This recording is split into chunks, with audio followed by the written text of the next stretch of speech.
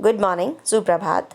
आज हम अपने शिक्षा निदेशालय राष्ट्रीय राजधानी क्षेत्र दिल्ली द्वारा भेजी जा रही कार्यपत्रकों का संग्रह करेंगे। इससे पहले हम 1 से लेकर 42 तक की कार्यपत्रों को संग्रहित कर चुके हैं अपनी वीडियो में। आज हम अपनी 43 से लेकर 61 तक की कार्यपत्रकों को एक साथ रखेंगे। कार्यपत्रक 43 12/10/2020 हिंदी हमारी विषय और मानवीय करुणा की दिव्य चमक। सर्वेश्वर दयाल सक्सेना इसके लेखक। क्षितिज भाग 2 हमारी पुस्तक का नाम। 10वीं में 9th में तो हमने क्षितिज भाग 1 पढ़ी है और ये गद्यांश और इसके शब्दों के अर्थ दिए हुए हैं, मुश्किल शब्दों के साथ में सवाल पूछे हुए हैं और इन्हें जब हमने एक एक करके हमारे सामने आई थी तो हम इन्हें सॉल्व कर चुके हैं अलग अलग। अभी सिर्फ यहाँ पर हम इनको संग्रह करेंगे। नेक्स्ट हमारे पास वर्कशीट नंबर 44 सूरदास के पद पुनरावृत्ति कार्य और यह अभ्यास कार्य है।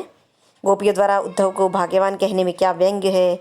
उद्धव के व्यवहार की तुलना किससे की गई है? कृष्ण के प्रति अनन्य प्रेम को गोपियों ने किस प्रकार अभिव्यक्त किया? गोपियों ने अपने वाक चातुर्य के आधार पर ज्ञानी उद्धव को परास्त कर दिया। ये हमारे सामने सवाल है इस तरह से। फिर हम आते हैं अपने कार्यपत्रक 45 पे।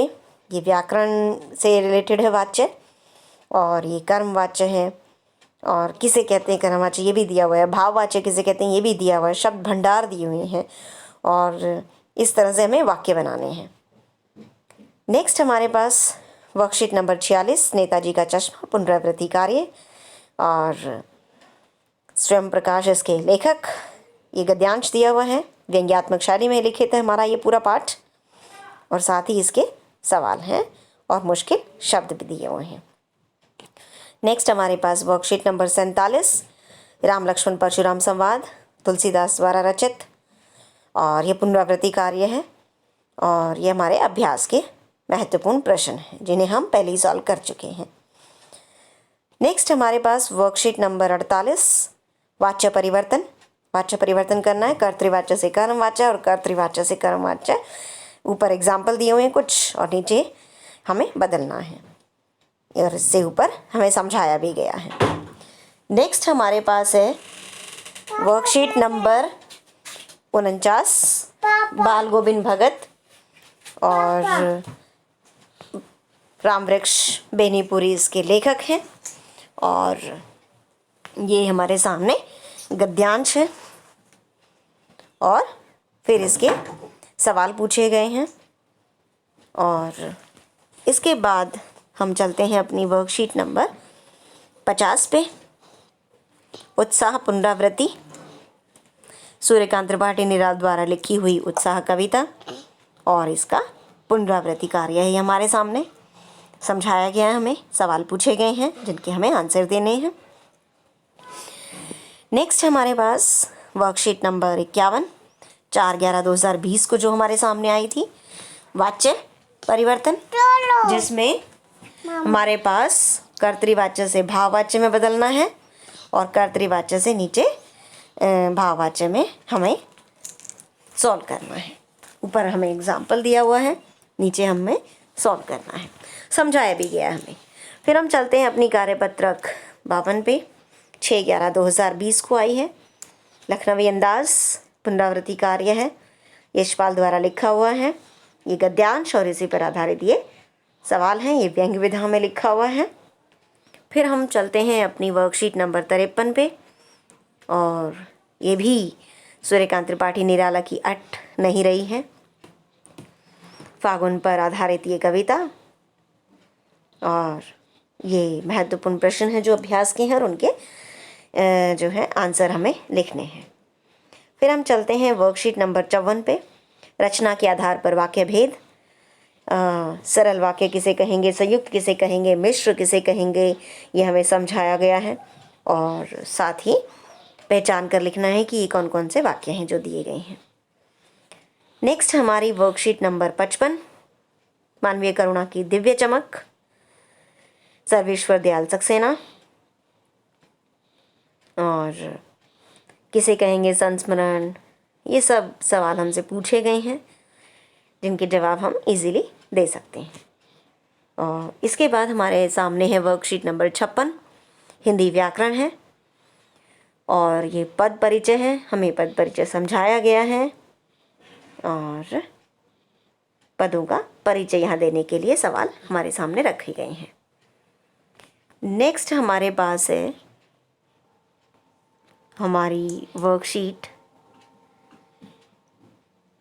नंबर 57, कन्यादान। और ये भी पुनरावृत्ति कार्य है हमारे सामने। ऋतुराज की कन्यादान कविता, इतनी सुंदर कविता और हमें बहुत कुछ सिखा जाती है ये कविता। और ये इसके सवाल हैं, अभ्यास के प्रश्न हैं। नेक्स्ट हमारे पास वर्कशीट नंबर 58, ये हमारी व्याकरण में रस पर आधारित वर्कशीट है, जिसमें रस के अंग कौन कौन से होते हैं वो समझाया गया है नीचे, उसी पर आधारित सवाल हैं। इसके बाद हम चलते हैं अपनी वर्कशीट नंबर 59। ये हमारे कृति का भाग 2 में से पाठ है। माता का अंचल और शिव पूजन सहाय जो इसके रचयिता हैं। इसमें रचयिता गलत लिखा है, रचयिता य के आगे छोटे की मात्रा। सो ये गद्यांश और इसी पर आधारित ये सवाल पूछे गए हैं। नेक्स्ट हम चलते हैं। अच्छा, यहाँ पे अंचल का मतलब होता है एक एरिया विशेष, क्षेत्र विशेष पर आधारित। ठीक है। नेक्स्ट हम चलते हैं वर्कशीट नंबर 59। ये भी हमारा माता का अंचल कृति का भाग 2 से गद्यांश और उसी पर आधारित सवाल। तो ये हमारे 59 और 59 दोनों 2 फोटो हमारे सामने आ गए हैं, एक इधर और एक ये। अब हम चलते हैं अपने कार्यपत्रक 60 पर। ये हमारे व्याकरण का टॉपिक रसों की संख्या, उनके स्थायी भाव सब यहाँ दिया हुआ है, संचारी भाव सब समझाया गया है हमें और उसी पर आधारित हमारे सवाल हैं। फिर हम चलते हैं अपनी वर्कशीट नंबर 61 पे, माता का अंचल कृतिका से भाग 2 और गद्यांश और उसी पर आधारित सवाल हैं। जो हमने 59 में देखा उससे आगे ये हमारे पास है।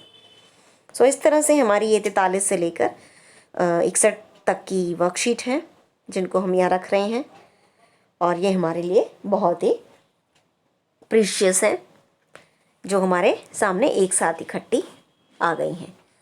सो थैंक यू, धन्यवाद।